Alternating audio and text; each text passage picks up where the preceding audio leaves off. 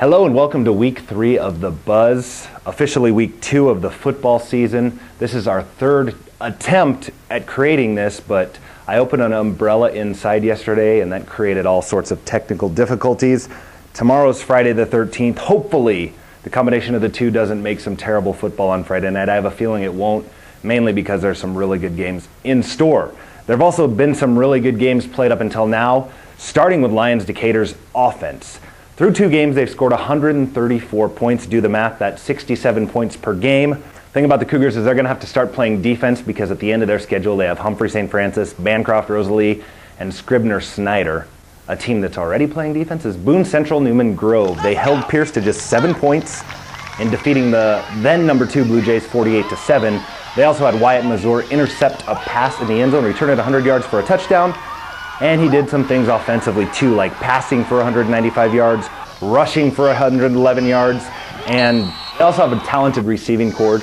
Tyler Headland, Derek Gentrup, Travis Kennedy, they're all good pass catchers, and they're a big reason that Boone Central Newman Grove right now looks like they might be one of the favorites in the state to win Class C1. On the other hand, there's Pierce, not used to being in this situation. It's okay, team, you're young. You're rebuilding. As the year goes on, you're going to get better. You aren't terrible. It's just going to take time to build the team. Moving on, though, Lutheran High Northeast, they opened the season last week, and they looked pretty impressive, especially in the second half as they outscored Fremont Bergen 26-7 after the break to pull away for a 47-34 win. Nick Stoles, Shaka Taylor both ran for over 100 yards in the win. Stoles actually left the game early with leg cramps. It appears that's all it'll be.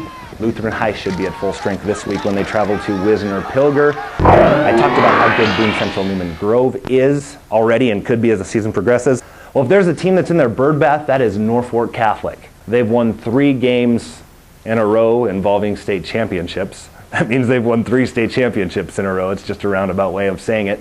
And they have Jackson Love. Jackson Love is the most punishing running back in Class C1.